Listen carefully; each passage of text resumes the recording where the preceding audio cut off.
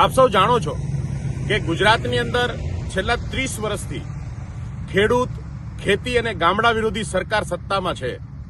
ખેડૂતોની ધનોતપનોત કાઢવાનું કામ આ સરકારે અત્યાર સુધી કર્યું છે. આજે સ્થિતિ એવી છે કે સમગ્ર ગુજરાતમાં ખેડૂતોના પાકો નિષ્ફળ ગયા છે.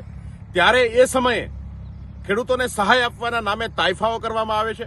રજીસ્ટ્રેશન અને સર્વેના નામે વારંવાર ખેડૂતોને લાઈનોમાં ઉભા રાખવાની કોશિશ કરવામાં આવે છે. આજે ખાતરની પણ ઉપલબ્ધિ કરવામાં નથી આવતી. પાકોના ભાવ મળતા નથી. પાક વેચવા જઈએ તો કડદા થાય છે, પૈસા કાપી લેવામાં આવે છે. ખેડૂતો ત્રાહિમામ છે. અને એવા સમયમાં આમ આદમી પાર્ટીએ બોટાદની અંદર કડદા આંદોલનની શરૂઆત કરી.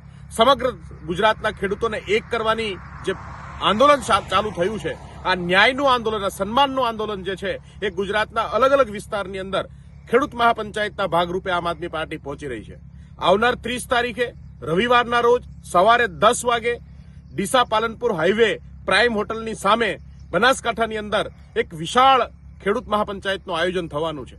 આ ખેડૂત મહાપંચાયતની અંદર ઉત્તર ગુજરાતના તમામ ખેડૂતોને ઉપસ્થિત રહેવા માટે અને આપણે સાથે મળી અને આ લડાઈને મજબૂત કરીએ એના માટે આપ સૌને આમંત્રણ છે. આવો સાથે મળીને આ ગુજરાતના ખેડૂતોની લડાઈ લડીએ. જય હિન્દ, જય ભારત, જય કિસાન.